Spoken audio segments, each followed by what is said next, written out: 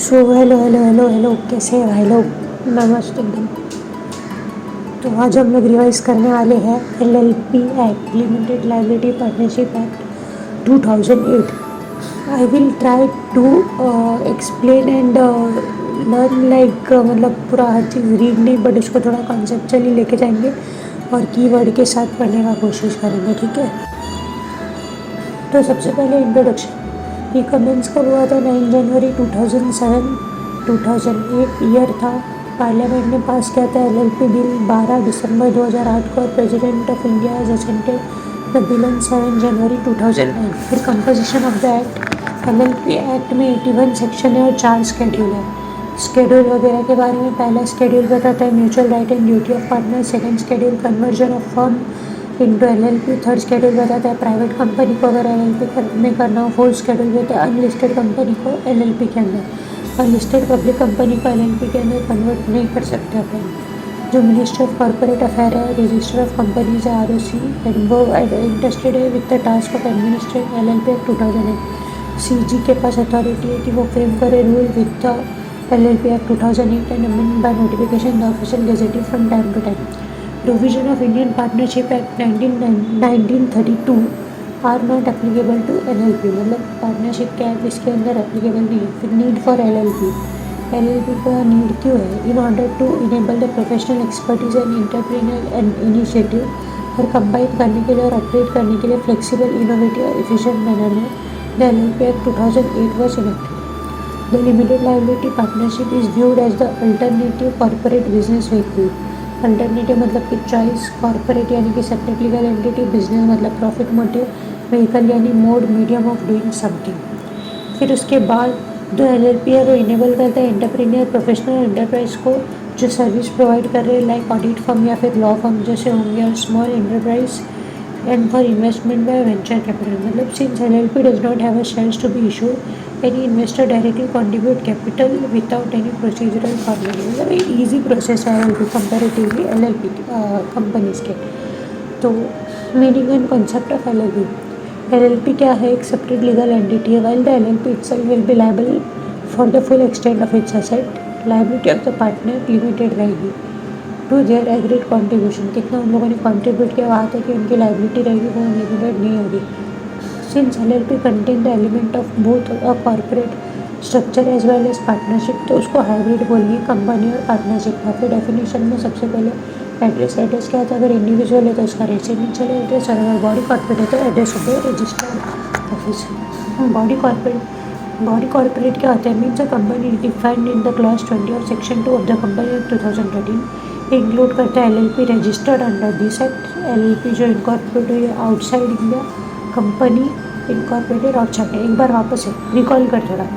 LLP registered हुई है इस एक्ट में, LLP incorporated outside India, and third company incorporated outside India. मतलब कंपनी भी आ गई बाहर वाली, LLP बाहर वाली, LLP जो रजिस्टर्ड हुई है इस एक्ट में, बट डज नॉट इंक्लूड तीन चीज़। पहला corporate will corporation sole first. Second cooperative society जो रजिस्टर्ड हुई है under any law in force. फिर इसके बाद तीसरा है नहीं अगर बॉडी कॉर्पोरेट जो not being a company defined in section 220 और an LLP defined in the act which the central government अपने नोटिफिकेशन से in the official gazetting specified in दिया। कॉर्पोरेट सोल क्या होता है? Corporate sole means a person acting in the official capacity, example chief justice of India, ROC etcetera. Suppose Miss Anaka is the Chief Justice of India, then Miss Anaka as an individual is covered within the definition of body corporate and hence she can become the partner in LLP. But designation position Chief Justice of India being corporation so is not a body corporate and hence cannot become the partner in the LLP। ये example था। फिर उसके बाद अपना next वाला है business, section 21E। Body corporate था section 21D। तो business section 21E business include every trade, profession, service, occupation except जो activity which the central government अपने नोटिफिकेशन से एक्सक्लूड करेगा। Chartered accountant 21F it means it is defined in a clause B of subsection 1 of the section 2 of the chartered accountant act 1949 जो obtain करता है certificate of practice under subsection 1 of section 6 of the act.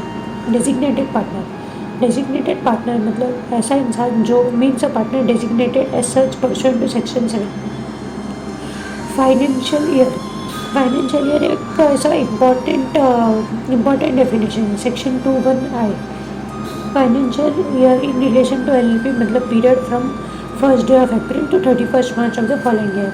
However अगर LLP incorporate हुई है after 30th of सितंबर, मतलब अगर 30 सितंबर को भी हुई है तो उसी साल का जो अगला वाला 31st ईयर है वो रहता है। But it is incorporate after 30th सितंबर, तो फाइनेंशियल ईयर में and on 31st day of the March of the next following year, मतलब उसके अगले साल का होगा अगर उसके बाद ये। एग्जाम्पल के लिए 29 सितंबर 2023 को अगर हुआ है इनकॉर्पोरेट तो उसका एंड ऑफ फाइनेंशियल ईयर होगा 31 मार्च 24। 30 सितंबर 23 को हुआ है तो उसका 31 मार्च 24। लेकिन अगर 1 अक्टूबर 2023 को हुआ है तो उसका first end of financial year होगा 31 मार्च 2025, मतलब 24 नहीं 25 year next following that year. Foreign LLP क्या होता है? Foreign LLP it means a LLP जो फॉर्म इनकॉर्पोरेट रजिस्टर वापस फॉर्म इनकॉर्पोरेटेड रजिस्टर वापस form incorporated and registered outside India which has a place of business with in India. It means the agreement between the partner of LLP और between the LLP and it partner जो determine करता है mutual rights and duty of the partner and their rights and duties in relation to that LLP। फिर उसके बाद next name section 2(1)(p) name मतलब क्या होता है? इंडिविजुअल है तो उसका four name, middle name, surname, और बॉडी कॉर्पोरेट है तो उसका register name. Registrar section 2(1)(s) register means a person appointed by CG the central government as registrar, an additional registrar, joint registrar, deputy registrar or an assistant registrar. Small LLP section 2(1)(ta) small LLP मतलब limited liability partnership जिसका contribution 25 lakh तक होगा और उसका turnover as per the statement of account and solvency 40 lakh तक होना चाहिए, 40 lakh rupees, और सच आयर अमाउंट जो भी वो दिया है पर अपने को वो याद नहीं रखना इसलिए मैं ऑडियो में नहीं बोलूँगा। Third which meets the other requirement as may be prescribe and fulfil such terms and condition. फिर applicability of the companies act 2013 कितना एप्लीकेबल है? वर्ड्स एंड एक्सप्रेशन जो डिफाइंड नहीं है LLP के अंदर but defined in the company act तो उसका मीनिंग सेम रहेगा as assign to the same act. इसको बोलते हैं एनालॉगस एक्ट, मतलब जो रिलेटेड है related to each other. Non applicability से is otherwise provided the provision of Indian partnership act 1932 shall not apply to the LLP। फिर इसके बाद अपना नेक्स्ट टॉपिक आता है characteristic and advantages of LLP। तो कैरेक्टरिस्टिक LLP बॉडी कॉर्पोरेट, मतलब body corporate के बारे में बताया। तो LLP is a body corporate form incorporated under this act and is a legal separate entity जो अपने पार्टनर से अलग है and shall have a perpetual succession. Therefore अगर change in the partner of LLP affect नहीं करेगा existence right या फिर लाइबिलिटी ऑफ द LLP। अगर LLP परपेचुअल सक्सेशन उसके बाद अभी perpetual succession LLP can continue its existence irrespective of the change in partner change होने से फर्क नहीं पड़ेगा, वो फिर भी कंटिन्यू करेगा। अगर डेथ, इंसैनिटी और रिटायरमेंट और insolvency of partner has no impact on the existence of LLP।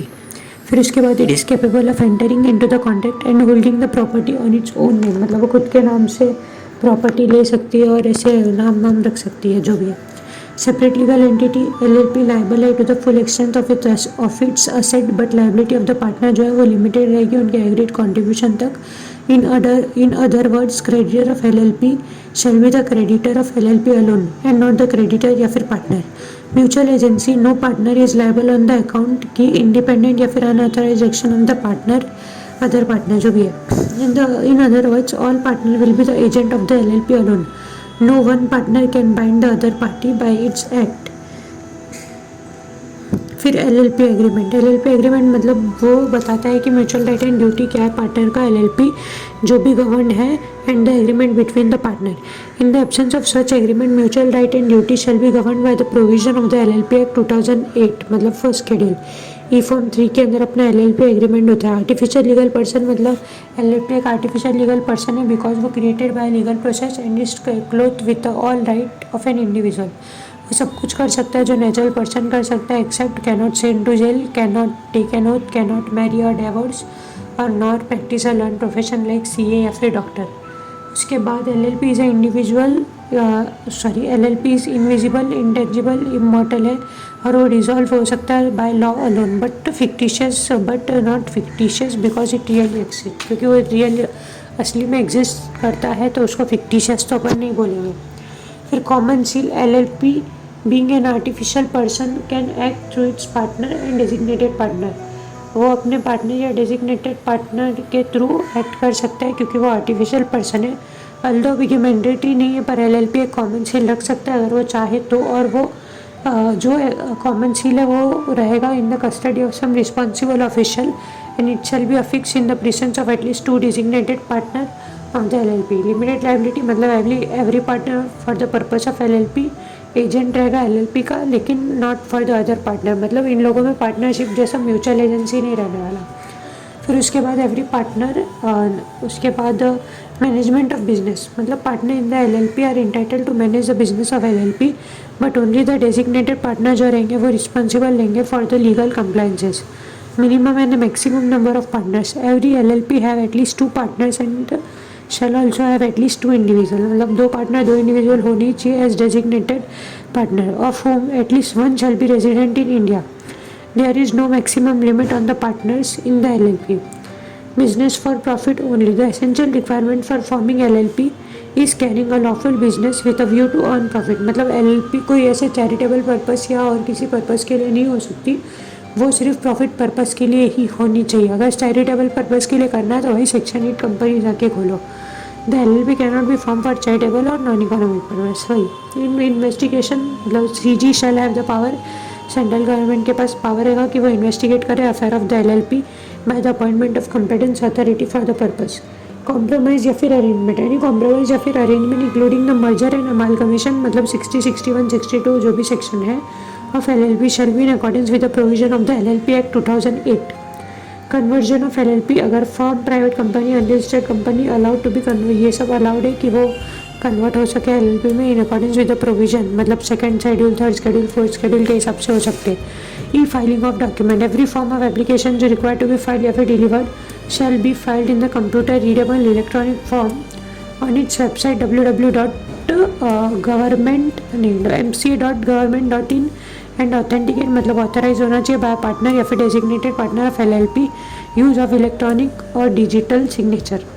फिर फॉरेन LLPs, मतलब सेक्शन 21M डिफाइन करता है फॉरेन LLP को as limited liability partnership formed incorporated and registered outside India which has established place of business within India. Foreign LLP can become a partner in the Indian LLP. हाँ of course बन सकता है, LLP तो है।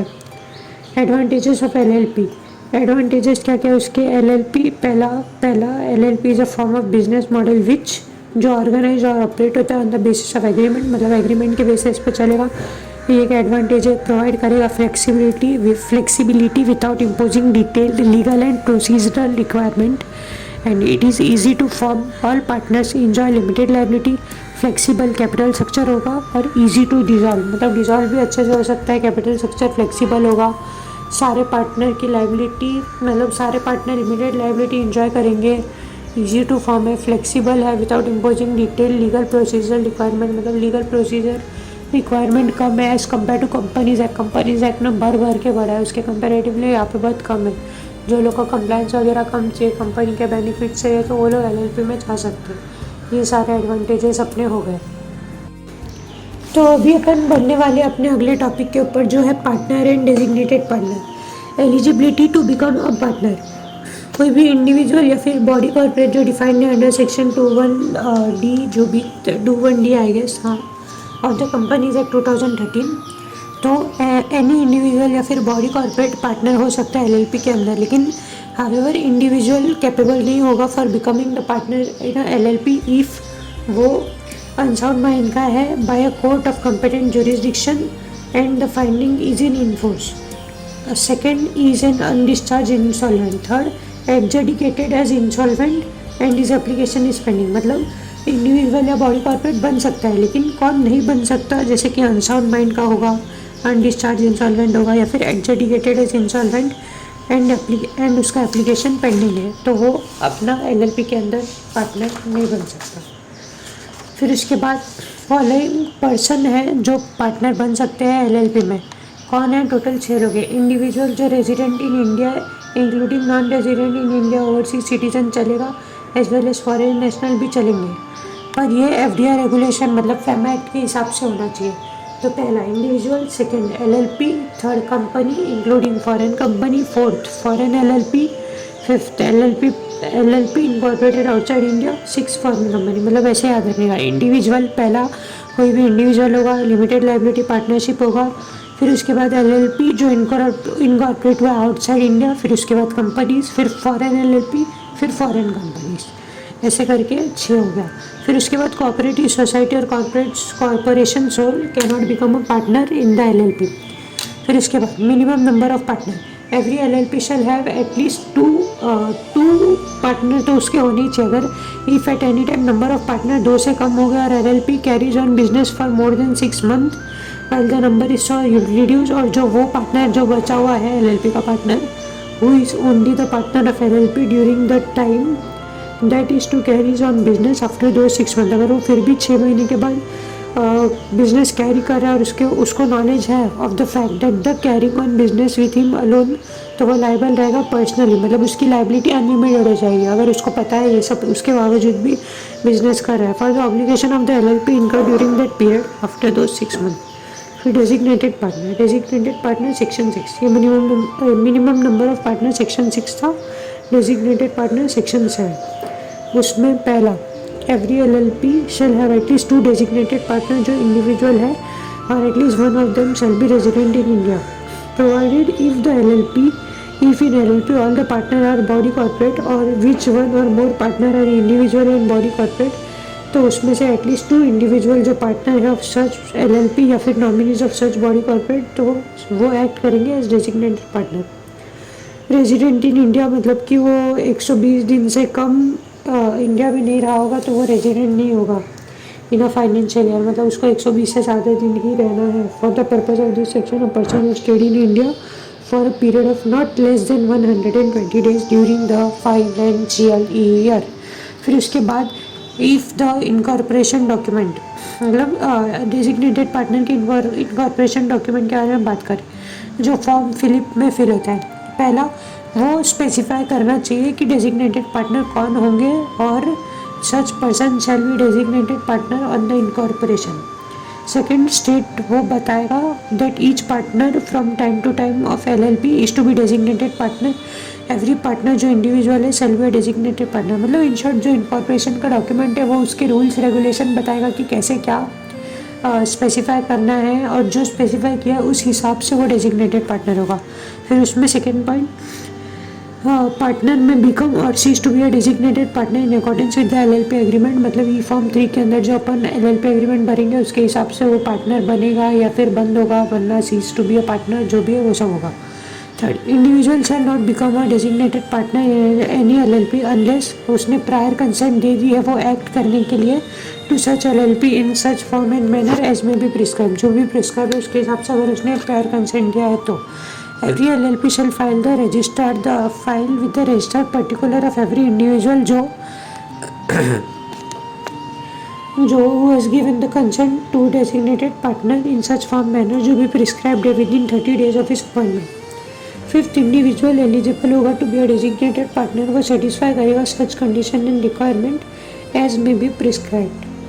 फिर इसके बाद 6, every DP designated partner of LLP obtain करेगा DPIN designated partner identification number from the central government and the provision of section 153 to 159 of company act shall apply mutandis मतलब मोटा मोटी वही अप्लाई होगा as to the extent possible. Section giving procedure for obtaining DIN जो 153 से 159 है, DIN का procedure बताता है कि कैसे ऑब्टेन करना है। तो एक बार फिर से डेजिग्नेटेड पार्टनर को रिकॉल करते हैं। पहले पॉइंट में बताना है कि डेजिग्नेटेड पार्टनर 2 होने चाहिए, रेजिडेंट होना चाहिए। फिर रेजिडेंट कौन होगा उसके बारे में 120 दिन वाला, फिर कोई नहीं है तो उनके नॉमिनी या फिर बॉडी कॉर्पोरेट को अपन डेजिग्नेटेड पार्टनर मान लेंगे, वो बोलना है। फिर उसके बाद वो अपने को इनकॉर्पोरेशन डॉक्यूमेंट में क्या क्या स्पेसिफाई करना है। फिर नेक्स्ट पॉइंट में वो कब सीज करेगा एलएलपी एग्रीमेंट के हिसाब से। फिर फोर्थ पॉइंट में बोलता है कि एलएलपी रजिस्टर के साथ मतलब एलएलपी से जो कंसेंट मतलब every LLP shall file with the registrar particular every individual जिसने कंसेंट दिया है 30 दिन के अंदर अपना अपॉइंटमेंट के, वो उसको अपने रजिस्ट्रार को देना है। फिर 5th पॉइंट में इंडिविजुअल है जो सेटिस्फाई करेगा कंडीशन, उसको ही DP बनाएंगे। फिर लास्ट पॉइंट में DPIN अपने को लेना है, वो उसके बारे में लिखना है। फिर liability of DP, designated partner की लाइबिलिटी क्या है? Unless expressly provided otherwise in the act, DP shall be responsible रहेगा for all act of the responsible रहेगा for doing all the act जो भी required in respect of the compliance with this act including any document return statement like report specified in the agreement. मतलब वो responsible होगा सारे procedural work compliance including filing document ये सब के लिए। सेकेंड, लाइबल रहेगा to all the penalties imposed on the LLP for any contravention of this provision. अगर वो कोई भी प्रोविजन का कॉन्ट्रावेंशन करता है तो वो उसके लिए लाइबल रहेगा। 2 पॉइंट है, पहला कंप्लायंस के लिए, second liability to all penalty जो वो कॉन्ट्रावेंट करता है। चेंजेस इन डेजिग्नेटेड पार्टनर, अगर LLP अपॉइंट कर सकता है DP 30 दिन के अंदर वैकेंसी, मतलब अगर एक डेजिग्नेटेड पार्टनर चले गया और वो कम हो गए 2 से, तो उसके 30 दिन के अंदर उसको अपॉइंट करना है LLP को डेजिग्नेटेड पार्टनर। अगर कोई भी डेजिग्नेटेड पार्टनर अपॉइंट नहीं किया या फिर एनी टाइम अगर कोई अकेला ही डेजिग्नेटेड पार्टनर है तो each of the partner shall be deem to be a designated partner. जो भी इंडिविजुअल रहेगा फिर उसको ही डेजिग्नेटेड पार्टनर मान लिया जाएगा। पनिशमेंट फॉर सेक्शन 7 एंड 9, मतलब ये थोड़ा कॉम्प्लिकेटेड तो नहीं है पर बहुत ऐसे दिमाग फोड़ी है, वैसे ज़रूरी नहीं पर एक बार अपन देख लेते, कर रहे तो पूरा करते हैं ना।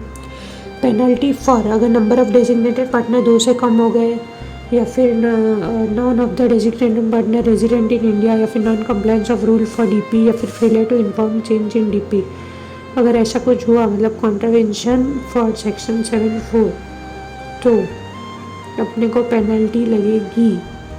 सेक्शन 4 नहीं आएगा, सेक्शन 1 सॉरी, सेक्शन को ये टाइम के लिए छोड़ देते हैं। मतलब ये जो पनिशमेंट है वो इन शॉर्ट अगर कॉन्ट्रावेन किया सेक्शन 7 और 9 का तो उसके लिए एप्लीकेबल है, और ये पनिशमेंट आती है सेक्शन 10 के अंदर। तो यहाँ पे लिखा पेनल्टी अमाउंट LLP और पार्टनर के लिए मिनिमम 10,000, फिर पर डे 100 रुपये पर डे लगेगा, और LLP के लिए 1 लाख तक जाएगा मैक्सिमम और पार्टनर के लिए 50,000 पेनल्टी फॉर। फिर उसके बाद अगला वाला, अगर failure to inform ROC within 30 days of consent by designated partner तो LLP के लिए 5,000, डेजिग्नेटेड पार्टनर के लिए 5,000 मिनिमम, फिर पेनल्टी 100 रुपये पर डे, और मैक्सिमम पेनल्टी LLP के लिए 50,000 और DP के लिए 25,000। फिर उसके बाद अपना नेक्स्ट पार्ट आता है इनकॉर्पोरेशन डॉक्यूमेंट। यहाँ से अपना थोड़ा LLP का गेम चालू होता है असली वाला। उसके पहले तो क्या ठीक ठाक था, ऐसे रीड करके उड़ा दिया, सुन लिया तो ऐसे ही हो जाएगा। यहाँ पे अपने को थोड़ा ध्यान देना है। तो सेक्शन 11 बताता है इनकॉर्पोरेशन डॉक्यूमेंट के बारे से। For LLP to be incorporated 2 और मोर पर्सन चाहिए जो कैरिंग ऑन लॉफुल बिजनेस, जिनका मोटिव है टू अर्न द प्रॉफिट, वो सब्सक्राइब करेंगे to the name in the incorporation document. Second point 2 चीज़ बोला, पहला ये, दूसरा वाला the incorporation document shall be filed in such manner and with such fees जो भी प्रिस्क्राइब्ड है with the registrar of the state in which the registered office of the LLP situated रहेगा। फिर उसके बाद स्टेटमेंट क्या फाइल करेंगे अपन section 11 में, तो स्टेटमेंट अपने को देना है along with the incorporation document की it is made either by the advocate या फिर CS या फिर CA या फिर CMA who is engage in the formation of LLP। अपने को स्टेटमेंट देना है, और बाय एनीवन जिसने सब्सक्राइब किया अपना name to the incorporation document including the partner, that all the partner of the act and rule made thereunder have been complied with in respect of the incorporation and matter जो भी precedent incidental thereto, मतलब पहले या बाद में जो भी related थे वो। फिर कंटेंट आएगा सेक्शन 11 में कि जो भी in the form of LLP prescribe, मतलब फॉर्म फिलिप। फिर उसके बाद state the name of the LLP, propose business क्या है, एड्रेस क्या है, रजिस्टर ऑफिस का name and address of the person जो पार्टनर है, name and address of the DP, other information जो प्रपोज्ड LLP के बारे में दिया है एज पर द रूल्स। फिर उसके बाद punishment for false incorporation, a false information, अगर कुछ भी अपन ने गलत डाला है तो उसका पनिशमेंट क्या होगा। अगर पर्सन जो स्टेटमेंट बना रहा है अगर if he know to be false और does not believe it to be true तो उसके लिए पनिशमेंट होगी imprisonment up to 2 years and fine which shall not be less than 10,000, but वो एक्सटेंड कर सकता है 5 लाख तक। फिर इनकॉर्पोरेशन बाय रजिस्ट्रेशन, तो when the requirement of section 11 have been complied with, तो रजिस्ट्रार रिटेन करेगा इनकॉर्पोरेशन डॉक्यूमेंट और 14 दिन के अंदर रजिस्टर करेगा incorporation document and give a certificate that the LLP incorporated by the name specified therein shall be signed by the registrar and authenticated by his common seal. फिर certificate shall be conclusive evidence, मतलब कि LLP incorporate हो चुके हैं उस चीज़ का वो conclusive evidence है, मतलब कोई और चीज़ नहीं चाहिए, वो सर्टिफिकेट दे दिया मतलब बात खत्म, भाई मैं रजिस्टर हो चुका हूँ, that the LLP is incorporated. फिर उसके बाद नेक्स्ट अपना section 13, registered office of the LLP and the changes therein. LLP shall have a registered office जहाँ पे सारे कम्युनिकेशन होंगे एंड द नोटिस में भी एड्रेस्ड एंड रिसीव्ड और डॉक्यूमेंट में भी सर्व्ड ऑन LLP या फिर पार्टनर या फिर designated partner sending in by post under a certificate of posting और बाय रजिस्टर्ड पोस्ट। उसको सर्टिफिकेट ऑफ पोस्टिंग या फिर रजिस्टर्ड पोस्ट से अपन डालेंगे और बाय एनी अदर मैनर जो प्रिस्क्राइब्ड होगा at the register office at and any other address जो specifically declared by the LLP for the purpose of such form and manner as may be prescribed. मतलब hand delivery वगैरह कुछ भी करेंगे और ये अपने को डॉक्यूमेंट सर्व हो जाएगा। एन LLP में change the place of its register office and file the notice of such change with the register. वो चाहे तो चेंज कर सकता है और वो रजिस्ट्रार के साथ अपने चेंजेस को फाइल कर देगा। इफ द LLP अगर कॉन्ट्रावेन करता है LLP और उसके पार्टनर तो वो परमिसेबल रहेंगे नॉट हैविंग, मतलब अगर उनने ऐसा कोई काम कर दिया कि रजिस्टर ऑफिस ही नहीं है या फिर not forming ROC about the change in register office, register office ही नहीं है या फिर उन लोगों ने चेंज किया लेकिन ROC को बताया नहीं, तो उनके लिए पेनल्टी लगेगी 500 रुपये per day subject to maximum 50,000 रुपये तक उन लोग को लगेगा। फिर उसके बाद अपन नेक्स्ट करेंगे इफेक्ट ऑफ रजिस्ट्रेशन, मतलब रजिस्टर अगर अपन हो गए तो उसका इफेक्ट क्या हुआ on registration. LLP shall by its name वो कैपेबल रहेगी, पहला for suing and being sued, second acquiring owning holding and developing और डिस्पोजिंग ऑफ प्रॉपर्टी वेदर वो मूवेबल हो या इमूवेबल हो, टेंजिबल हो या इंटेंजिबल होगा, third having a common seal if it decide to have fun, मतलब ऑप्शनल है पर वो रख सकता है, doing and suffering act and thing जो बॉडी कॉर्पोरेट में लॉफुली डू एंड सफर। वापस एक बार, पहला क्या कर सकता है वो सू कर सकता है और can being sued, second acquiring owning holding developing या फिर डिस्पोजिंग ऑफ प्रॉपर्टी जो मूवेबल इमूवेबल टेंजिबल इंटेंजिबल होगा, कॉमन सील चाहे तो रख सकता है, सारे एक्ट एंड थिंग्स कर सकता है जो एक बॉडी कॉर्पोरेट लॉफुली करता है और सफ़र करता है। फिर section 15 effect of registration section 14, फिर उसके बाद name section 15 every LLP shall have either words limited liability partnership और the acronym LLP at the last 2 words. No LLP shall be registered by name जो in the opinion of CG undesirable है या फिर identical और too nearly resemble to any other LLP और company और registered, मतलब undesirable यानी कि पाकिस्तान का ऐसा कोई नाम आ गया कराची बेकरी तो अनडिजायरेबल, आइडेंटिकल मतलब जैसे कोई और कंपनी के नाम से ऐसे सेम में रिलेटेड है, जैसे कि डीजे ग्रुप ऑफ कंपनीज है तो किसी ने बना दिया DJ इंस्टीट्यूट, DJ क्लासेस नहीं चलेगा, उसको LLP का वो करना पड़ेगा। जैसे DJ ग्रुप ऑफ कंपनीज तो कंपनी हो गया बट एग्जाम्पल के लिए ऐसा कुछ हो गया तो नहीं चलेगा। फिर reservation of name, a person में अप्लाइंग सर्च फॉर्म मतलब फॉर्म रन LLP जो रिजर्व करता है unique name for the reservation of a name जो इंक्लूड करेगा पहला the name of the proposed LLP, मतलब कि अगर नई LLP बनानी है तो उसका नेम रिजर्व करेगा, and second name to which the LLP propose to change its name, change of the name of old LLP, मतलब वो चेंज कर रहा है तो वो या फिर न्यू LLP जो भी रहेगा वो। Upon the receipt of application and payment of describe fees registered subject to rules जो भी प्रिस्क्राइब रिजर्व करेगा name for the period of 3 month, 3 महीने के लिए, 3 महीने के लिए वो उसको रिजर्व करेगा from the date of intimation by the register, from the date of intimation by the register. फिर rectification of name of LLP notwithstanding anything content in section 15-16, मतलब कि इग्नोर करना है उसको इफ थ्रू इंटरवेडेंस या फिर otherwise, यानी कि बाय मिस्टेक या फिर पर्पसली LLP ने अपने फर्स्ट रजिस्ट्रेशन पे या फिर रजिस्ट्रेशन बाय न्यू नेम अगर नया नेम लिया या फिर जब उसने पहले ही इनकॉर्पोरेट किया है रजिस्टर बाय नेम जो आइडेंटिकल है या फिर टू नियरली रिजेंबल करता है टू एनी अदर LLP या फिर कंपनी या फिर कोई रजिस्टर ट्रेडमार्क, तो on an application of such LLP और proprietor of a company central government में डायरेक्ट सच LLP कि वो अपना नाम चेंज करे या फिर न्यू नेम दे within a period of 3 month from the date of issue of such direction. 3 महीने के अंदर उसको अपना नाम चेंज करना होगा। Provided that an application of the proprietor या फिर रजिस्टर्ड ट्रेडमार्क मेंटेनेबल होगा within a period of 3 year from the date of incorporation और रजिस्ट्रेशन और change of the name of the LLP। मतलब यहाँ पे कोई टाइम लिमिट नहीं रहेगी for the application by LLP या फिर कंपनी।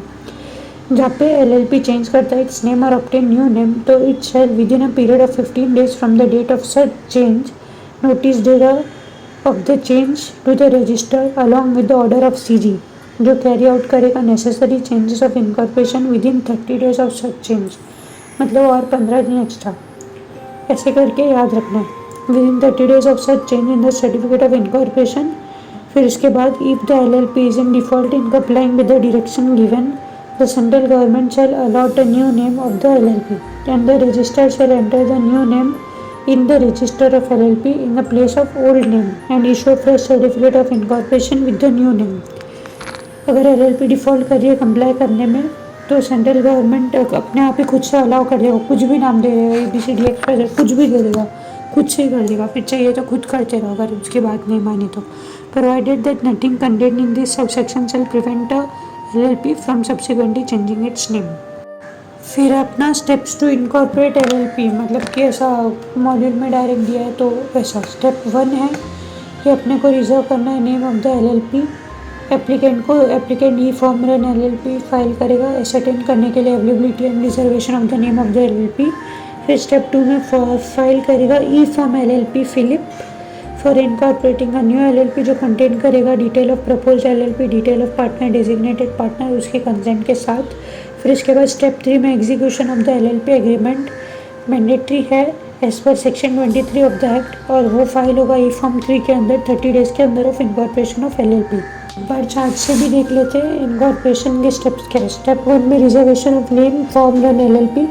फिर फाइल करेंगे ROC के साथ this form to reserve a name. फिर ROC to reserve the name for 3 month from the date of intimation. Step 2 में अपने को इनकॉर्पोरेट करना है incorporation document plus statement under section 11 ये सब अपने को फाइल करना है ROC के साथ। तो इनकॉर्पोरेशन डॉक्यूमेंट में फॉर्म फिलिप मतलब propose name of LLP, propose business register office, name and address of the partner and DP designated partner जो भी प्रिस्क्राइब रहेगा वो। और स्टेटमेंट अंडर सेक्शन 11 जो मतलब वो जो अपन ने सेक्शन 11 की कहानी थी कि साइन होना चाहिए एडवोकेट CA CMA वगैरह जो इंगेज है इसमें, plus subscriber of incorporation document example partner या फिर DP और डिक्लेरेशन देना for the compliance under LLP act 2008 and rules for incorporation. ये सब होने के बाद 14 दिन के अंदर ROC shall register the LLP और इशू करेगा सर्टिफिकेट ऑफ इनकॉर्पोरेशन। फिर उसके 30 days के अंदर मतलब अपना स्टेप 3 आ जाएगा LLP agreement file with the ROC in e form 3। फिर अपना नेक्स्ट है section 22 eligibility of the partner. On the incorporation on the incorporation of the LLP person जिसने सब्सक्राइब किया name on the incorporation document वो shall be the partner and the other person become a partner of the LLP in accordance with the LLP agreement. जो भी agreement है उसके हिसाब से, कुछ नहीं है इसके अंदर। Section 23 relationship of the partners save as otherwise the mutual right and duty of the partner of the LLP and the mutual right and duty of the LLP and partner वो गवर्न होंगे bye the LLP agreement. मतलब जो अपना form 3 में अपन ने डाला था ना ई फॉर्म 3 उसके हिसाब से। The LLP agreement and any changes if any made therein shell be filed with the register. अगर LLP एग्रीमेंट या फिर और किसी में कुछ भी चेंजेस हुए तो अपने को रजिस्टर के साथ फाइल करना है। फिर ये 2 स्टार पॉइंट है एंड एग्रीमेंट इन राइटिंग होना चाहिए made before the incorporation of LLP between the person जिसने सब्सक्राइब किया अपना नाम टू द इनकॉर्पोरेशन डॉक्यूमेंट जो इम्पोज करेगी obligation of LLP provided such agreement is ratified मतलब अप्रूव होगा subsequently by all the partner after the incorporation of the LLP। फिर next point in the absence of the agreement test to any matter अगर mutual right and duty of a partner and the mutual right and duty of LLP and the partner determine करेंगे provision जो भी related है to the matter are set out in the first schedule. फिर उसके बाद section 24 बताता है cessation of partnership. First point person में cease to be a partner of the LLP in the accordance with an agreement. अगर agreement है तो वो उसके हिसाब से सीज हो जाएगा टू बी अ पार्टनर। और अगर इन the absence of any agreement अगर एग्रीमेंट कोई भी नहीं है तो फिर वो नोटिस देगा राइटिंग में, not less than 30 days to the other partner, मतलब कम से कम 30 दिन पहले वो नोटिस देगा अदर पार्टनर को कि उसको अभी नहीं रहना है और वो उसका इंटेंशन है कि वो रिज़ाइन करे एज अ पार्टनर। फिर सेकेंड पॉइंट बोला person shall cease to be a partner of LLP कब, अगर उसकी डेथ हो गई या फिर dissolution of the LLP, if he is declared unsound mind by the competent court. Third, अगर वो एडजर्ड हो गया एज इंसॉल्वेंट। थर्ड, जहाँ पे where a person he cease to be a partner तो regarded as still being a partner unless उसने notice दिए former partner has cease to be a partner, मतलब कि पब्लिक नोटिस, या फिर second notice that the former partner has cease to be a partner of the LLP has been delivered to the register, अगर register को वो deliver हो जाता है तो। फिर fourth point, the cessation of partner from the LLP does not by itself discharge the partner from any obligation, उसको किसी ऑब्लिगेशन से डिस्चार्ज नहीं करता टू द LLP और टू द अदर पार्टनर और टू एनी अदर पर्सन जो incurred which he incurred while being a partner, मतलब a person continue to be liable even after his retirement as a partner of LLP for all the action done by the LLP when he was the partner, जब वो partner था अगर वो सारे काम के लिए वो अभी भी लायबल रहेगा even after he cease to be a partner. Cessation मतलब स्टॉप होता है, पता है ना। Where a partner of LLP ceases to be a partner unless otherwise provided by the LLP agreement, former partner जो भी है या फिर person entitle to his consequences of the death या फिर insolvency of the former partner, वो entitle रहेगा to receive from the LLP, मतलब जो ऑफिशियल असाइनी रहेगा या फिर लीगल रिप्रेजेंटेटिव वो इंटाइटल रहेंगे रिसीव फ्रॉम द LLP, जो भी उसके राइट्स, जो भी उसके पहला जो भी उसका कैपिटल कंट्रीब्यूशन रहेगा जो उसने स्टार्टिंग में दिया था।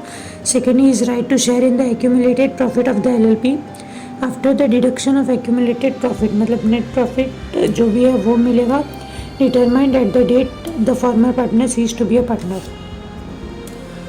For next point, a former partner or a person entitled to his share in the consequences of the death या फिर insolvency of a former partner shall not have a right to interfere in the management of the LLP, उसके पास कोई right नहीं है कि वो interfere करेगा management of LLP के अंदर, वो सिर्फ उसका राइट कॉन्ट्रीब्यूशन वगैरह जो भी है वो सभी लेगा।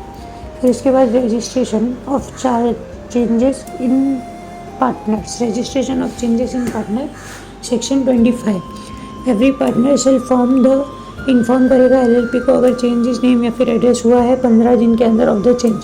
फिर LLP जो है जो भी चेंज इन द नेम या फिर एड्रेस हुआ वो 30 दिन के अंदर रजिस्ट्रार को बताएगा जहाँ से चेंज हुआ वहाँ से, मतलब कि एक्स्ट्रा 15 दिन। फिर उसके बाद जहाँ पे पर्सन बिकम और ceases to be a partner तो वो फाइल करेगा नोटिस टू द रजिस्टर 30 दिन के अंदर। फिर third, notice file with the registrar as में भी प्रिस्क्राइब, वो साइन होना चाहिए DP से of the LLP authenticated in a manner जो प्रिस्क्राइब रहेगा, और वो if relate to the incoming partner contain the statement by such partner जो that he consent to become a partner, मतलब प्रायर रिटर्न कंसेंट चाहिए जो भी इनकमिंग पार्टनर है उसकी। Fourth, if the LLP contravene मतलब failure to file within ROC within 30 days, अगर वो कॉन्ट्रावेंट करता है तो LLP और एवरी DP जो है वो फाइन के लिए लायबल रहेगा 10,000 पेनल्टी, एंड एवरी पार्टनर जो कॉन्ट्रावेंट करता है वो लायबल रहेगा penalty of 10,000। Any person who ceases to be a partner of the LLP may by himself file with the registrar the notice if he has reasonable cause to believe that LLP may not file the notice of the registrar, and in such cases registrar shall obtain the confirmation to its effect from the LLP confirm the same within 15 days, मतलब अगर reply नहीं दिया तो ROC presume करेगा कि उसका cessation हो चुका है। फिर उसके बाद नेक्स्ट टॉपिक है अपना पार्टनर एज अ एजेंट, कि every partner of LLP for the purpose of the business of LLP agent है LLP का, लेकिन अदर पार्टनर का नहीं। पहले भी ये पॉइंट कवर है, मतलब इन लोगों में म्यूचुअल एजेंसी नहीं होगी। फिर extent of liability of LLP is not bound by anything done by partner, मतलब वो लाइबल नहीं रहेगी अगर पार्टनर ने कुछ किया है। If a partner is in fact no authority, अगर उसके पास अथॉरिटी नहीं थी, या फिर the person knows that he has no authority, मतलब थर्ड पर्सन को पता था, या फिर और डज नॉट नो और believe him to be a partner of the LLP, तो ये केस में LLP लाइबल नहीं होने वाली। LLP is liable if a partner of LLP is liable if a partner of a LLP is liable to any person as a result of wrongful act या फिर omission on his part in the course of the business of the LLP or his authority, मतलब ordinary course of business में रहेगा तो वो liable है। An obligation of the LLP, whether arising in the contract or otherwise, shall be solely the obligation of the LLP and not the obligation of its partner. The liability of the LLP shall be made out of the property of the LLP. फिर उसके बाद extent of liability section 28 पहले जो liability थी 27 में वो LLP की थी, अब पार्टनर की.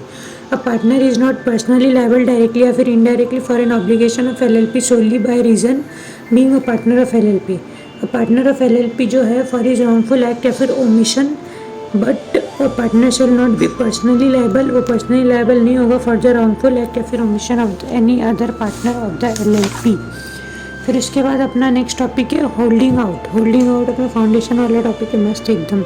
Any person who by word spoken या फिर रिटन और बाय कंडक्ट मतलब एक्शन से बता रहा है या फिर रिप्रेजेंट कर रहा है हिमसेल्फ और knowingly permits himself to be represented to be a partner, तो वो लाइबल रहेगा to any person who has on the faith मतलब उस बिलीफ पे उसने रिप्रेजेंट कर दिया या फिर क्रेडिट दे दिया LLP को. तो however any credit is receive by the LLP on such representation, तो LLP मतलब बिना LLP विदाउट प्रीजुडिस बिना इफेक्ट किए the liability of the person so representing himself be liable to the extent of the credit receive by it और any financial benefit. मतलब both LLP and partner by holding out shall be jointly and severally liable. Where after the partner death business is continued in the same LLP name, the continued use of that name of the deceased partner name as the part thereof shall not by itself मतलब वो खुद से अपने legal representative को liable नहीं बनाएगा या फिर उसके स्टेट को for any act of the LLP done after this act. मतलब death of the partner does not require the public notice. फिर unlimited liability in case of fraud section 30. In case of fraud अगर कोई fraud हुआ है तो in the event of any act carried out by LLP या फिर any partner with the intent to defraud creditor of the LLP या फिर other person और उसका फ्रॉडुलेंट पर्पस था, तो लाइबिलिटी ऑफ LLP पार्टनर जिसका इंटेंट था टू डिफ्रॉड क्रेडिटर और any fraudulent person shall B unlimited. उसकी लाइबिलिटी अनलिमिटेड हो जाएगी फॉर ऑल या फिर एनी ऑफ द डेट और other liability of the LLP. मतलब कि if any partner commit fraud in one transaction तो वो उसकी लाइबिलिटी अनलिमिटेड हो जाएगी for all the transaction of the LLP.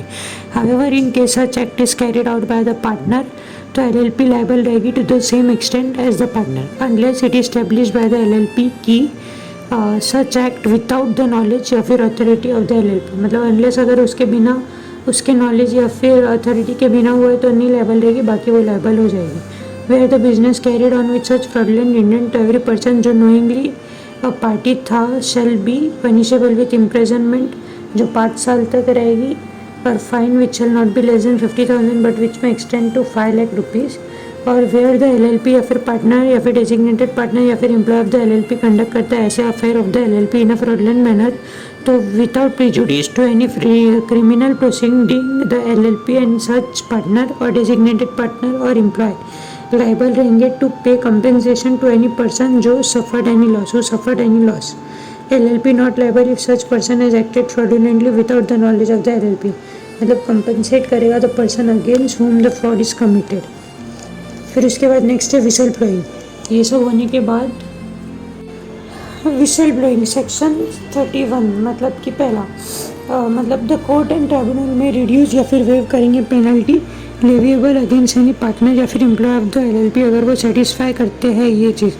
मतलब कि वो उसके अगेंस्ट प्रोटेक्शन है जिसने फ्रॉड कमिट किया तो वो उसकी लाइबिलिटी को रिड्यूस कर देंगे, उसके पनिशमेंट को या फिर वेव माफ़ कर देंगे अगर उसने ये 2 कंडीशन सेटिस्फाई की तो. मतलब सच पार्टनर या फिर employee of LLP has provided useful information during the investigation and second when any information given by the partner या फिर employee whether or not during the investigation lead to LLP या फिर partner और employee of LLP being convicted मतलब proven guilty.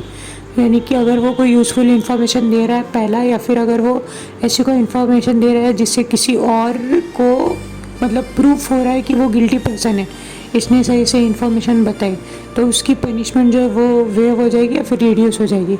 और दूसरा protection no partner या फिर employee of LLP may be discharge demoted suspended threatened मतलब demote discharge threatened suspend harass नहीं किया जाएगा in the any discriminated in the other manner जो भी discriminated against the terms and condition of the LLP या फिर employment merely because of his providing information. However अगर whistleblower suspend हुआ है या फिर डिसमिस किया गया due to the poor performance of the reason other than whistle blowing तो फिर उसको वैलिड माना जाएगा, लेकिन उसके अलावा कुछ किया तो उसको इनवैलिड या फिर वॉइड बोलेंगे। फिर contribution section 32 form of contribution of a partner consist करता है मूवेबल, इमूवेबल, टेंजिबल, इंटेंजिबल या फिर property of other benefit to the LLP include करता है money, promissory note, other agreement जो कंट्रीब्यूट करेगा, कैश, प्रॉपर्टी, कॉन्ट्रैक्ट जो भी है वो सब। फिर उसके बाद ये जो मॉनेटरी वैल्यू ऑफ कंट्रीब्यूशन है वो अकाउंट किया जाएगा और डिस्क्लोज किया जाएगा in the accounts of the LLP in the manner जो भी प्रिस्क्राइब्ड है वो। फिर obligation to contribute the obligation to contribute section 33 the obligation of a partner to contribute money या फिर other property the obligation of partner to contribute money या फिर other property या फिर other benefit वो परफॉर्म करेगा services for an LLP as per the LLP agreement. जो भी कंट्रीब्यूशन होगा वो LLP के एग्रीमेंट के हिसाब से होगा और क्रेडिटर ऑफ द LLP जो है टू द एक्सटेंड मतलब LLP विच एक्सटेंड क्रेडिट या फिर otherwise act in reliance on the obligation describe तो वो without notice of any compromise between the partner enforce कर सकता है original obligation against such partner. फिर इसके बाद फाइनेंशियल डिस्क्लोजर के बारे में maintenance of books of accounts section 34(1) proper books of account LLP maintain करेगा proper book of account to affair हर साल करेगा each year of its existence वो कैश बेसिस या फिर अक्रूवल बेसिस पे होगी और double entry system of accounting के हिसाब से होगी and it shall maintain the same at its register office for such period as may be prescribe. फिर statement of accountant solvency every LLP within a period of 6 month from the end of the financial year prepare करेगा statement मतलब 6 महीने बाद financial year के and होने के बाद वो अपना statement of accountant solvency prepare करेगा for the said financial year as at last day of the financial year in such form जो भी प्रिस्क्राइब रहेगा और such statement shall be sign by the DP of the LLP मतलब उसमें designated partner का signature रखने को चाहिए। फिर इसके बाद नेक्स्ट है filing of statement of accounts and solvency section 34(3) तो यहाँ पे every LLP with in the prescribed time statement of account and solvency बना देगा। फिर ऑडिट ऑफ अकाउंट सेक्शन 34(4) ये बोलता है कि LLP shall B audited in according with the such rules जो प्रिस्क्राइब रहेंगे और या फिर सेंट्रल गवर्नमेंट में बाय नोटिफिकेशन ऑफिशियल गेजेट में अगर बोलेगा एग्जाम्प्ट है तो वो चीज़ एग्जाम्प्ट कर सकते हैं from the requirement of this subsection. Penalty for non compliance of the section 34(3) अगर 34(3) यानी कि अकाउंट एंड सॉल्वेंसी का अपन ने नॉन कंप्लायंस किया तो 100 पर डे जो मैक्सिमम 1 लग जाएगी और DP रहेगा तो 100 per day maximum 50,000। Penalty for compliance of non compliance of 34(1)(2)(4) का अगर नॉन कंप्लायंस किया है तो LLP नॉट लेस देन 25,000 जो 5 लाख तक जाएगा और एवरी DP जो है नॉट लेस देन 10,000 जो 1 लाख तक जा सकता है। Accounting and auditing standard 34A बताता है कि जो सेंट्रल गवर्नमेंट है वो consultation with NFRA national financial reporting authority constitute करेगा 132 of the company act 2013 prescribe the जो प्रिस्क्राइब करता है standard of accounting auditing as recommended by the ICAI। फिर एनुअल रिटर्न बोला है कि एनुअल रिटर्न LLP फाइल करेगा with the register within 60 days of the closure of financial year मतलब कि 30 मई तक और कंपनीज एक्ट में कंपेरेटिवली बोले 60 डेज बट किसका with the end of the AGM के बाद 60 डेज़ के अंदर उसको अपना फाइनेंशियल रिटर्न जो भी है वो भरना है वो सेक्शन 92 के अंदर बोला है। और यहाँ पे बोला है कि annual return with the register within 60 days of the closure of the financial year. Penalty for non filing 100 रुपये से लेके 1 लाख तक और DP रहेगा तो 100 रुपये से लेके 50,000 तक। Inspection of document kept by the register the incorporation document name of partner and changes statement of account and solvency annual return जो भी है वो ROC के पास अवेलेबल रहेगा for inspection by any such manner और पेमेंट फीस जो भी प्रिस्क्राइब रहेगी वो। फिर penalty for the false statement section 37 if any return या फिर statement other document required by और the purpose of the provision of the person makes a statement जिसमें फॉल्स या फिर मटेरियल पर्टिकुलर जिसमें which is false in any material particular knowing it to be false या फिर which omit any material fact कोई material fact को omit कर रहा है या फिर उसको पता है फॉल्स है फिर भी अगर ऐसा कर रहा है तो उसको इम्प्रिजनमेंट होगी up to 2 years and fine 1 lakh से लेके 5 लाख तक। Power of ROC to obtain information, अगर ROC को इन्फॉर्मेशन ऑब्टेन करना है तो वो ROC रिक्वायर को वो किसी भी इंसान को बुला के बोल सकता है, यानी प्रेजेंट या फिर फॉर्मर या फिर डेजिग्नेटेड पार्टनर या फिर एम्प्लॉय को, कि वो आंसर करे उसको टू आंसर एनी क्वेश्चंस, और या फिर मेक कोई डिक्लेरेशन, मतलब जो पूछेगा उसका जवाब दे, या फिर ये बोला इसको डिक्लेयर कर, या फिर supply any details in writing. In case अगर पर्सन आंसर नहीं करता है with in a reasonable time या फिर time given by the ROC, या फिर when the ROC is not satisfied with the reply, तो ROC के पास पावर है कि वो समन करेगा पर्सन को, मतलब फिजिकली प्रेजेंट करने बोलेगा, और सच क्वेश्चन और मेक डिक्लेरेशन और supply details as a case में भी, मतलब केस टू केस डिपेंड करेगा। एनी पर्सन जो विदाउट लॉफुल एक्सक्यूज अगर फेल होता है to comply with the summon या फिर रिक्वेजिशन ऑफ द ROC, तो उसको फाइन पड़ेगा, which shall not be less than 2000, but वो एक्सटेंड कर सकता है 5000 तक। फिर सेक्शन 39 कंपाउंडिंग ऑफ ऑफेंसेस।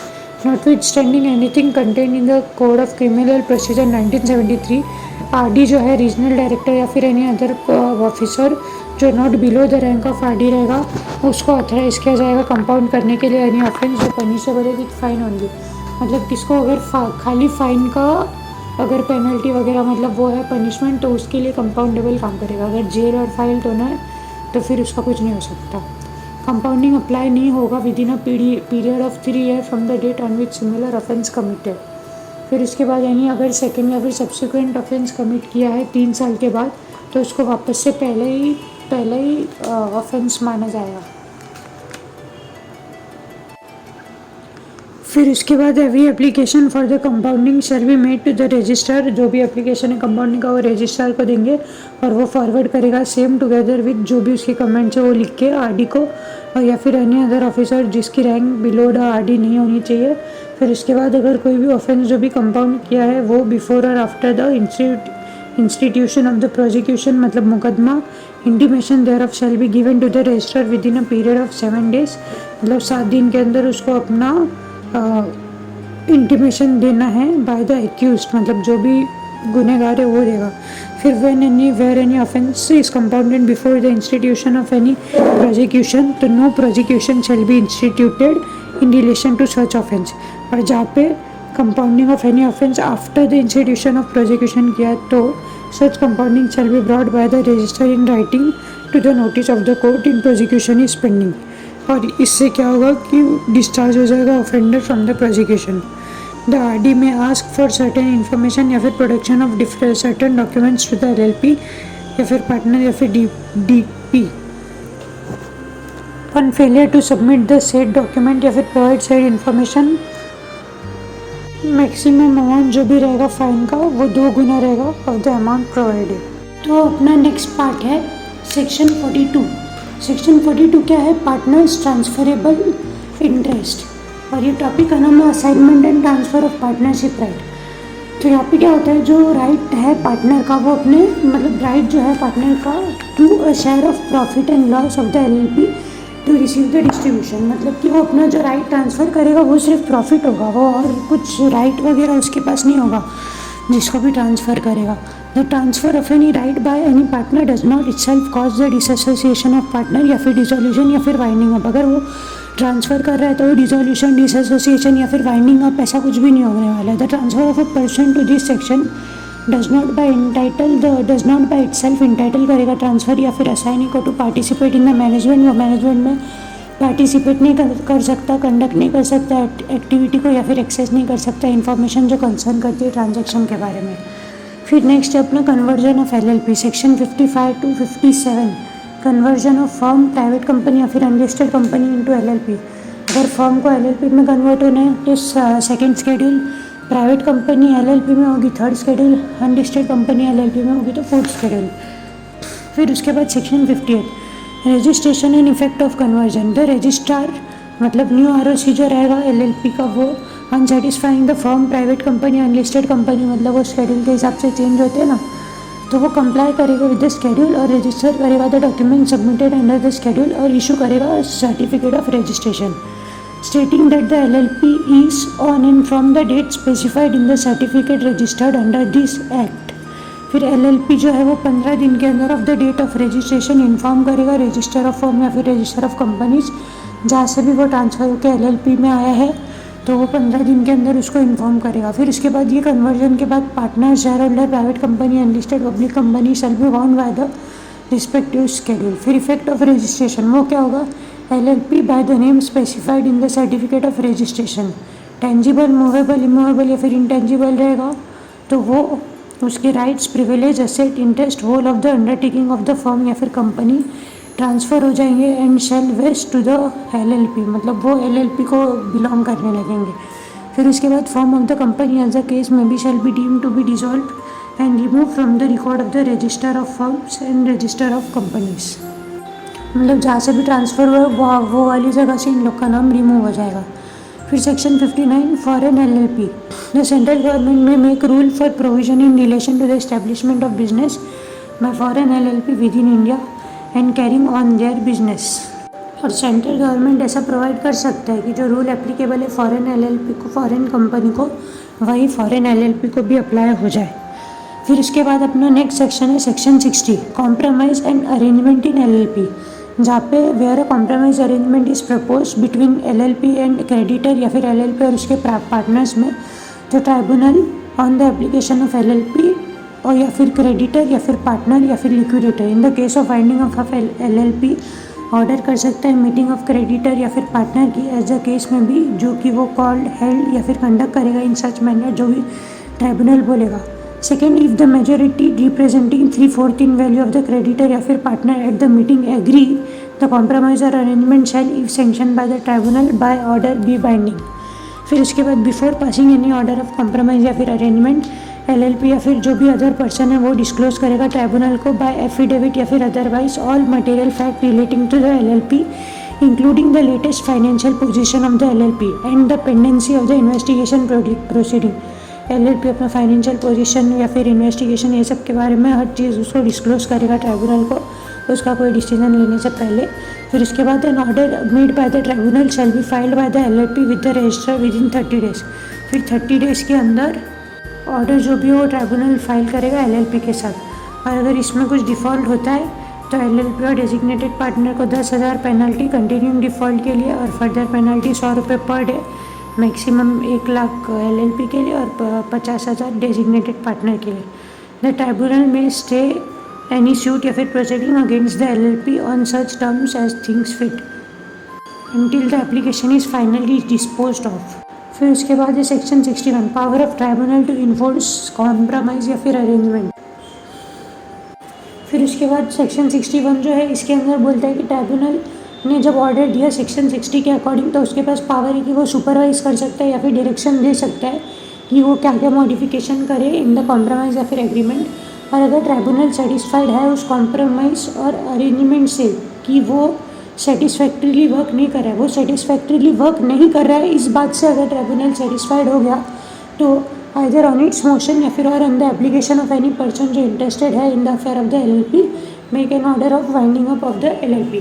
फिर उसके बाद सेक्शन 62 रिकंस्ट्रक्शन और amalgamation in the LLP where any application of compromise या फिर रिस्ट्रक्चर कॉम्प्रोमाइज या फिर arrangement before the tribunal involve करता है रिस्ट्रक्चरिंग या फिर अमालगमेशन ऑफ 2 या उससे ज़्यादा एलएलपी, तो ट्राइब्यूनल अपने ऑर्डर से बाय सेंक्शनिंग द कॉम्प्रोमाइज और अरेंजमेंट और बाय सब्सिक्वेंट ऑर्डर प्रोविजन दे सकता है for any of the following matter, namely पहला transfer to the transferee LLP of the whole या फिर any part of the undertaking property liability of any transfer.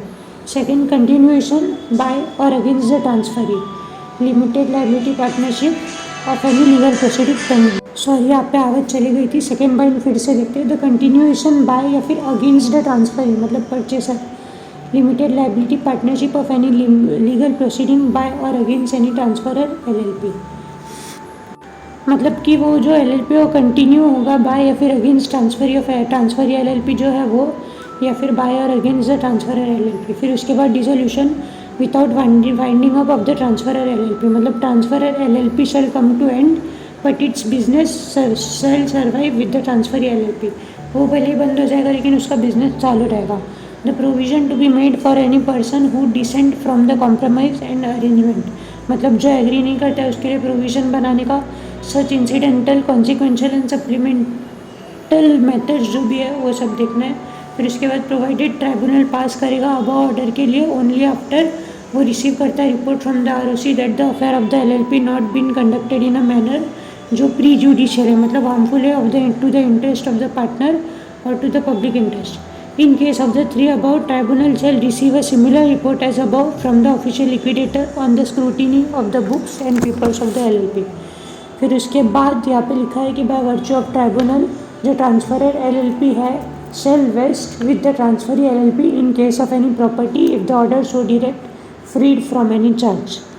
फिर उसके बाद within 30 days after making an order under this section every LLP जो है in relation to the order वो certified copy file कर देगा रजिस्टर के साथ. और अगर उसमें कुछ डिफ़ॉल्ट होता है LLP और DP में तो वो लाइबल रहेंगे 10,000 की पेनल्टी और 100 रुपये पर डे, जो LLP के लिए 1 लाख और इसके लिए DP के लिए 50,000 तक जाएगा.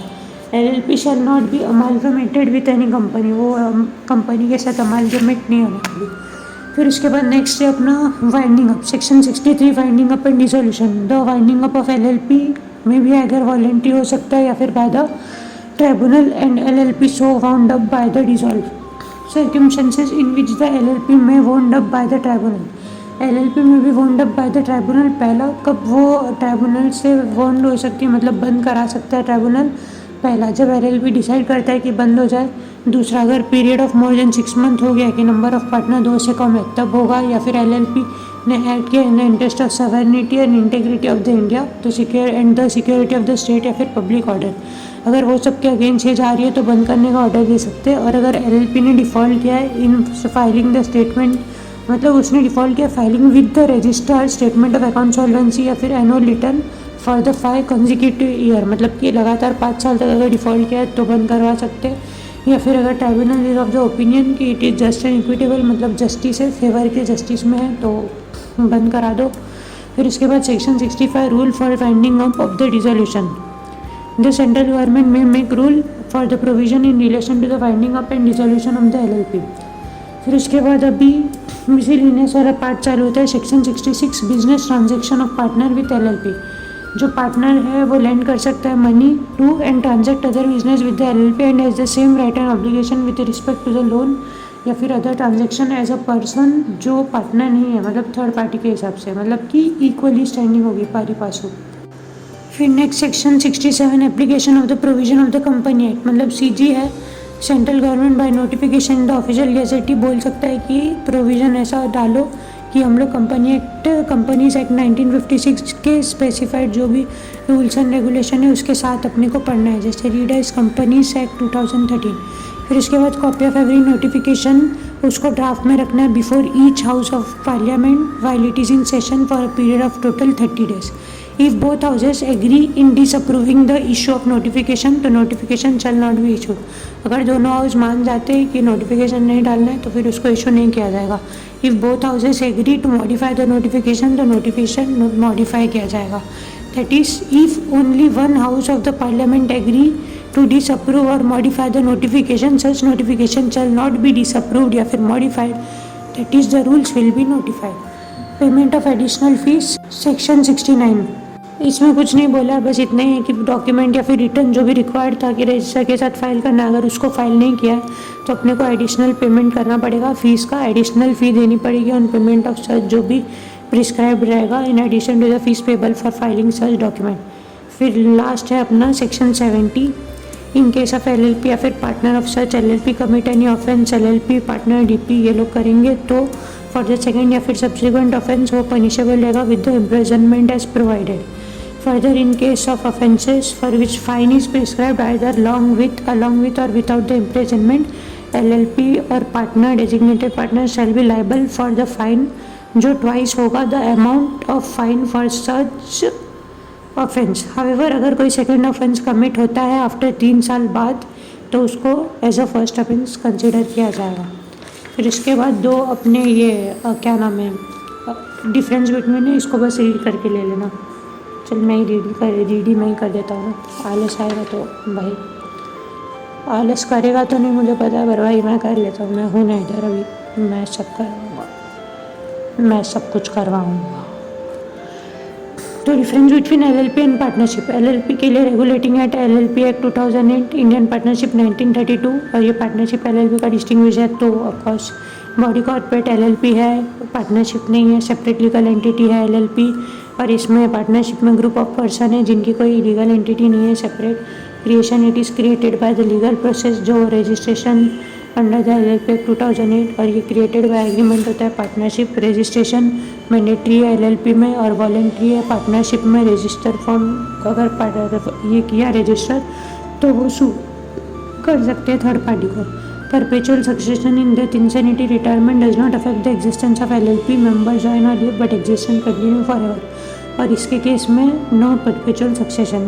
नेम ऑफ एलएलपी के आगे आएगा एलएलपी एस सफिक्स और यहाँ पे पार्टनर चूज कर सकते हैं। Partner can have any name as their choice subject to the provision of the act.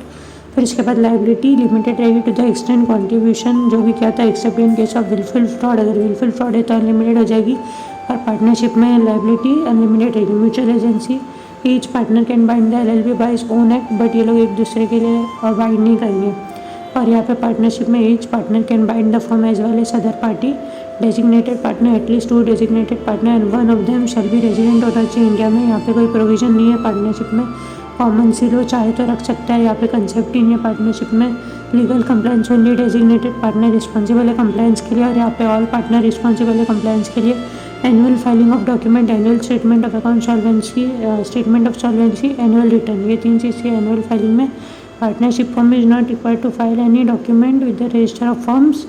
फिर इसके बाद foreign partnership, foreign national can become a partner in the LLP और foreign national can not become a partner in LLP by in a partnership firm, even though a partnership may be formed with a foreign partner but it will not be registered by the register of firms.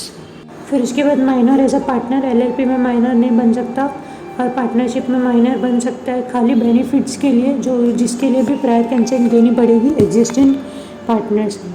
फिर इसके बाद difference between LLP and limited liability company, LLP and LLC.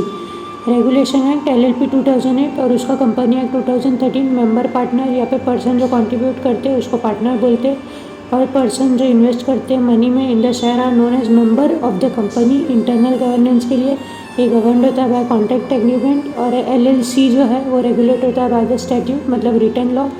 Name यहाँ पे LLP या फिर limited liability partnership ऐसा suffix आएगा और इसमें पब्लिक कंपनी में लिमिटेड और प्राइवेट कंपनी में पीवीटी ऐसा सफिक्स ये सब आएगा। नंबर ऑफ मेंबर मिनिमम 2 चाहिए, मैक्सिमम में लिमिट नहीं है एलएलपी में। कंपनी में अगर प्राइवेट है तो 2 मिनिमम, 200 मैक्सिमम। पब्लिक है तो मिनिमम 60, मैक्सिमम की लिमिट नहीं है।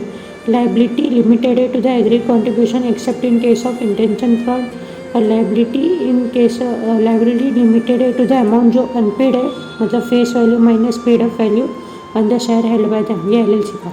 फिर मैनेजमेंट, ये मैनेज होता है by the partner including DP और कंपनी को मैनेज करते हैं manage by the BOD elected by the share holder. Minimum director या फिर डीपी, मिनिमम 2 डेजिग्नेटेड पार्टनर चाहिए और उसमें प्राइवेट कंपनी में 2 डायरेक्टर और पब्लिक कंपनी में 3 डायरेक्टर।